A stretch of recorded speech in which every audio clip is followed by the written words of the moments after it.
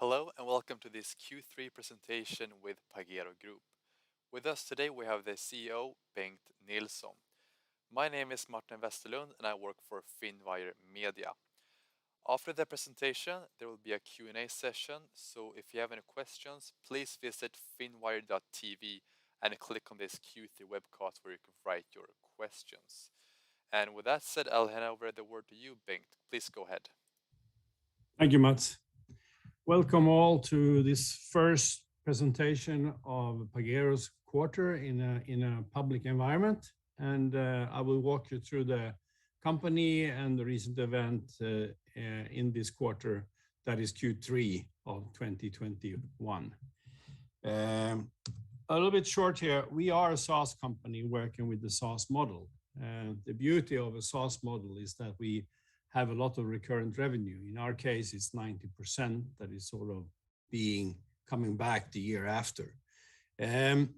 We are investing a lot of money to grow recurrent revenue. We are investing a lot to go global. We are investing a lot to be a global company that can actually serve our customers all over the globe. We have a gross margin of as high as 87%. We have a customer churn that's very low, 3%. And an investing dollar gives $14 back. So the numerics are good. So I'm going to tell you a little bit what's happening, what's going on in the quarter. If we look at the business that we are doing, we are selling a network, a global network where we are connecting buyers and sellers with companies. We are connecting them with government infrastructures. We are connecting them with banks. We are connecting them with logistics providers. We are seeing this as a very seamless flow of data that can make their systems come alive. We are agnostic. We do not compete with anyone. We have a partner program, so we want everybody to be involved in this network. And that is the beauty with the whole business model. Regulation is driving the business, and we see now a widespread of new regulations coming in country by country globally. And this is the way we really drive the business. This is the bullet that drives the whole thing. That people or companies see that we need to have a supplier that can help us to do this in a proper way wherever we operate in the world. And that is what Pagero is all about. What we want to do is to automate these flows. We want to automate all the business flows that comes between ERP system, that is business systems. We are doing so, but 60% of our business is related to regulation. That is outbound traffic to serve customers so they can really get their invoices paid, and they can do that in due course time. We also have other services in the system like bank services, which is payment services that we connect to the banking environment. We also have application where connected to the logistic provider so we can ship the goods that's being shipped. All this in the same system, being agnostic, being run all over the planet. If you do regulation, if you do automation, you use less paper, you use no paper. You do it digital all the way, so you are really making an impact on the environment by not having to cut down trees to make pulp. This is a contribution that's totally free, and you do it automatically as you at the same time improve your business and your business processes. This is good to remember. We are global. We are operating from all over the planet today. We have 33% of our revenue stream in Scandinavia and 67% in other places of the world. We are over 630 employees today, full-time employed. We can reach 12 million businesses in the world, and we have offices in over 20 countries globally. Customers in 140 countries proves that we are right. There is a need for this. It's driven by automation. It is driven by regulation. So the market is there. We have the product. For us, it's now ready. We are now ready to grasp this opportunity in the market and really see that we are on most places of this planet to serve our customers. If we look at some key Q3 takeaways, we had a 45% increase in ARR year on year. And out of that, 20% is organic growth. Most of you remember that we bought a company in South America that we are now integrating in the business. And that integration process is going very well at the moment. And we see that the growth is fueled by this, but we also see that by bringing Pagero into their business, they are now starting to become a global company that people can trust, so their business is also growing. All this in the same context in Pagero Network. 1% customer base growth year on year, and 30% increase in what we call business-to-business transactions year on year. So the business is truly growing, and Q3, which is normally in the IT business a slow quarter, proves that we are right. We're doing something right. All our customers are growing their need or the usage of the network, and we see that day by day how the network is growing. Business highlights in the quarter. We have a strong sales performance across all regions. All regions are using this. We have now compliance coming from countries in all over the planet, and an increased change of some of these rules that they are working with makes it necessary that we are on our toes and see that we can alter the system and make things being proper so they can use it all over the world. We have an increased market share in mature market. We're seeing other people go from the second generation of networks to the third generation of network, which is Pagero Network. We have a way of looking at life that makes it truly open, and the people are embracing the openness. They're embracing that people can change suppliers, of course, get new customers, and they can all connect to the network independently of what network they are connected to today. So either they go directly to Pagero Network or they roam to another party that we are roaming with. We have acquired GoSocket in Latin America, and they had a very strong performance in the Q3 right after the acquisition.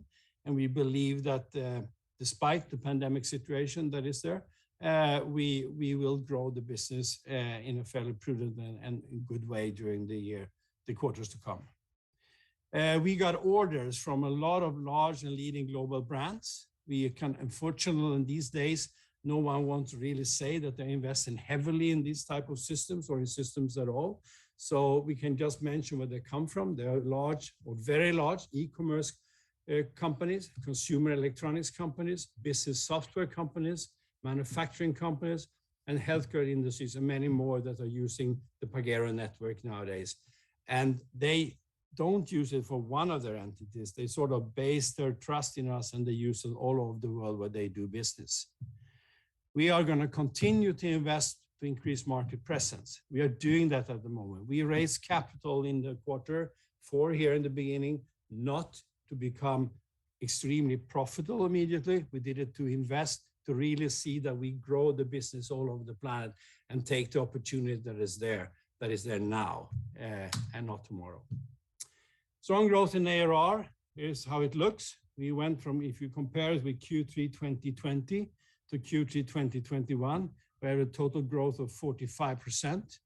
Out of that, 20% is organically, and the rest comes from the acquisition we did in the quarter. I think we should understand that these acquisitions doesn't mean that automatically these companies will start growing, but with the opportunity that we have to combine the distribution capabilities of Pagero Network and the compliance part, that was what we bought in South America, will make it much more, the product much more interesting for companies to use. So we can now cross-sell all over the world. We can cross-sell from South America to their operations in other parts of the world, and we can use cross-sell down to them in South America when it comes to our business in North America or in the rest of the world. So 45% increase in ARR, 20% organic growth on year, and we added over 80 million ARR from GoSocket, and their growth year on year was 30% if we compare with their numbers a year back in their sort of previous life. We think the impact of the Pagero brand is creating a lot of fuss and a lot of opportunities, and the pipeline is growing as such. Increased number of customers. We got 14,000 new customers in Latin America by the acquisition, but we have a total increase of customers of 51%. So we see the difference between Q3 2019 and Q3 2020 and Q3 2021. And of course, getting more customers into the network is getting more buzz around the platform. It will make people start growing, start thinking, and how can they elevate in this and grow their usage of the network. If we look at network activity driving growth, the growth was 30% on the transaction side.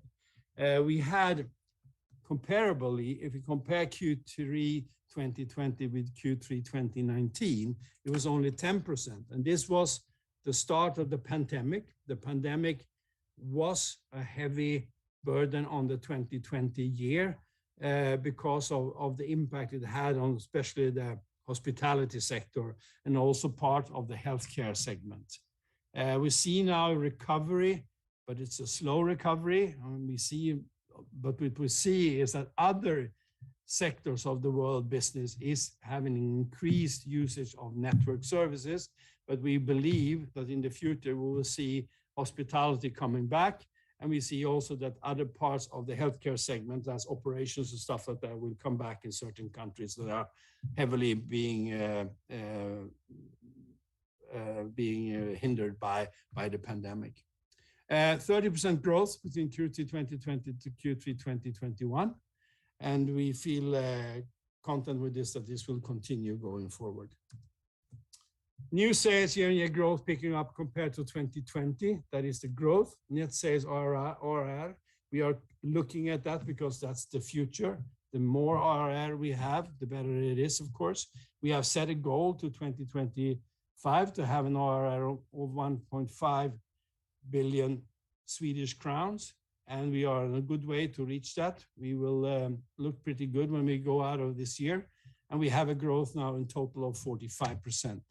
If we look at the organic growth, once again, it was 16%, up from 4% the quarters comparable from 2019 to 2020. So I think it's the whole story is there. We are impacted by the pandemic, but it's not that bad. We are recovering, and we see now that the numbers are coming up on the level it should be, and it looks good for the company going forward. If we look at the gross margin, we have a small impact on the gross margin due to the acquisition. That's GoSocket that has more costs related to the calculation of the gross margin. So we are down to 86.5.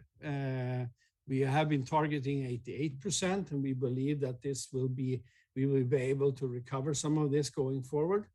It's important for us to have a high margin here because we are operating in a scalable business, and then we believe that by doing this in an efficient way, using technology the right way, where it really fits, we can keep this around 87% as we have predicted before. If we look at the EBITDA, we have now, due to IFRS usage in the whole calculation, how we do accounting, we have chosen to say that EBITDA target for 2026 is 20%. If we look at it now, we know that our proven business model, we can have 30% in mature market. Mature markets is the Nordic market, mature market is the German-speaking part of the world, and then in the rest of the world, we are investing money to be profitable in the future. We have a slight lowering of the EBITDA. We show that on the profit levels here on the screen in the Q3, but that's absolutely according to the plan we have to invest. We are investing today in North America, still being the investment phase for quite a while. We are investing in Middle East Africa, despite we're doing landmark wins there. We are investing in Asia, we are investing in Australia. And all these investments are there now. Why are they now? They are there now because the opportunity is there now. We are now one of the leading suppliers in the world of the network services we provide. And if you believe that we are right, you should really be happy that we're doing what we're doing at the moment. If we look at regulatory highlights during the period, Poland have announced plans to implement the countrywide e-invoice mandate from January 2022. Sounds like that's far away. It is not. We are starting the process now to be able to supply services for the market. We have already over 170 customers in the Polish market that are using our services, but not exactly in Poland, but for their usage globally. and we will expand that presence in the future. Portugal, new B2G e-invoicing deadline for small and medium-sized businesses. They're going now from the large down to the rest of the business in the market. We have that already in some other markets. We are, of course, as you have read in the press releases, doing a lot of landmark wins in Saudi, which is representing, I would say, the Arabic part of the world. We know that a lot of countries around Saudi Arabia is now looking at putting in mandates into place. We have Japan announcing plans to implement PEPPOL from October 2022. We're already there doing research investments in the market, because we believe that when all the big players in the world, and I'm talking about exporting countries, are getting on the bandwagon to do digitalization fully out, this business will start growing really, really fast. So that's some news from the market side. If you look at the development in Q4, we have done the share issue as Nasdaq First North, as you know. That's where we are talking like this now. We have a strong cash position to fuel future growth. That's what we did. We feel that we have the necessary capital in the business to execute according to our plan to grow the business for 2025, 2026. And we know, as a little spearhead market like the Saudi market we have started, we really see that companies are signing up and their offering is really viable for them to go according to the mandates. And someone said, Saudi market, is that a big one? No, but it's fairly interesting because all the brands are there. All the global multinational brands are there and selling into that market, because from a buying power point of view, it's a strong market. And that gives a signal, and that gives our platform access to all these large multinational companies that are working in a market like that. And we can go from there and expand our business. So that's how we look at it. That's why we try to mention and position that for you during the press release that we announced recently.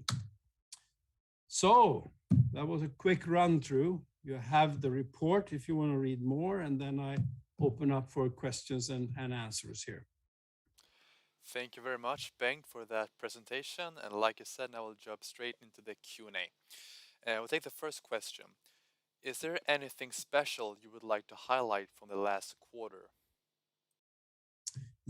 I think I want to highlight that we are doing continuous investment in all markets at the moment. And we have a commercial operation of almost 200 people that are working with marketing, building pipeline, are working with building the partner network, and also building the local presence in many markets that we are. And you as shareholders should understand we are doing this to really grow this business fast in the future.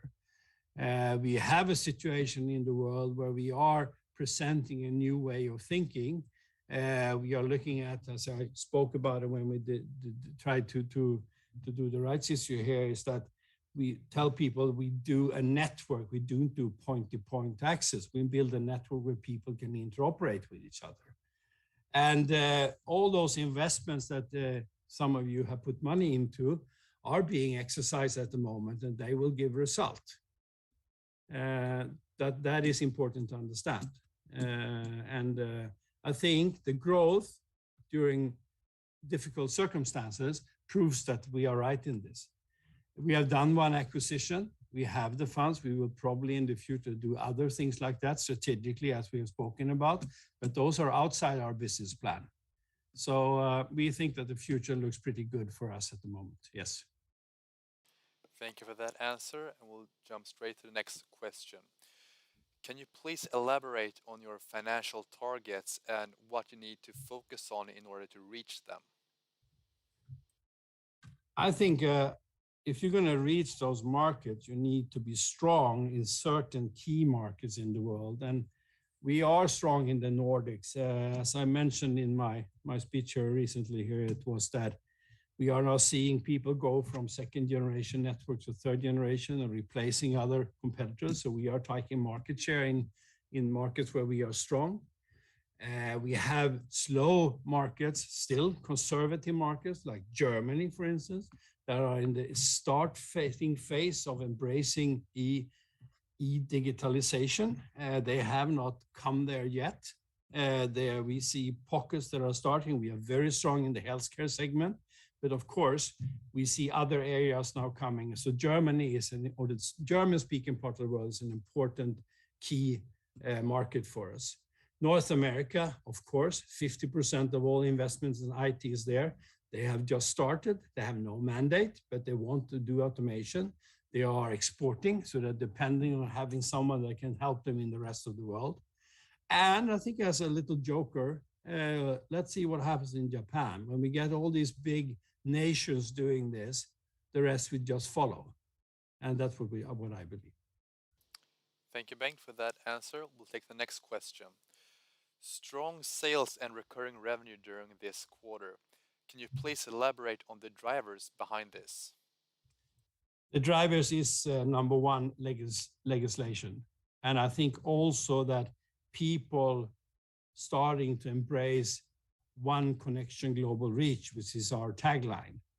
That means that a company working in 20 countries in the world, where there's maybe legislation in 12 of them, and they know that 2, 3 will come, they can connect to our platform and know that they can do their order to cash or purchase to pay to us, and we will be there to help them. They need one connection, they need one supplier, and we will do that together, and it will work fine. And they will be compliant also. Thank you, Bengt, for that answer. The next question. If we look at ARR since the start of 2021, Pagero have had a strong organic growth of 20%. Can you please elaborate on the driver for this as well? ARR is a combination of that is our licenses and that is our transactions. And we believe that we will see ARR growing quite dramatically going forward. Why do we believe that? Of course, we believe that we will sign new companies, but we also believe that the companies we have signed and are signing in the platform are using our services more and more. 60% of our business is outbound traffic, which is invoices. 40% is other messages. We will see other messages probably out-turf the outbound messages over time. Because if we look at all other messages that's between the ERP system, payment messages, order messages of different types, transport messages, all those messages are important to drive an operation efficiently. And if you drive an operation efficiently, you dramatically also make life easier for both the environment and for the people operating in the business. So that will be obvious for people to do. So we believe definitely that we will see ARR grow, and it will come from those two components. More usage of the platform, more services in the platform from Pagero-based products, and of course, other new customers adding to the network. Thank you. We'll take the next question. Will Pagero be cash flow positive and self-finance after 2025 if the financial targets are reached? Yes, if the financial targets of 20% EBITDA will be reached, we will be that if we don't buy something that's awfully expensive. Thank you for that answer. Next question. What's the financial status of the company as of now? We have a very strong position at the moment. And you see that in the report. Perfect, thank you. And the last question, what will your main focus be for the coming quarters? Coming quarters will be sales and marketing activities, and continue our investment in R&D. We are a product company, and I strongly believe that you can always lower your investment in R&D, which in our case now is 25% of our revenue, which is very high. We will see that go down to 60% over time. But that will be done not by our lowering R&D, that will be in absolute numbers, it will be higher. But I think everybody that believes in our business understands that the more we can sort of improve our products, the more we can make them be easier to install, the more we can add functionality, the more usage our customer will have of using our platform, it will benefit all. So we will keep on doing that. So product and sales, I would say. Perfect. Thank you very much, Bengt, for these presentations, and thank you for your answers to our questions as well. And a big thank you to all of our viewers. And hope to see you again on the next presentation with Pagero Group. Have a great day. Thank you and goodbye. Thank you very much. Thank you, all of you.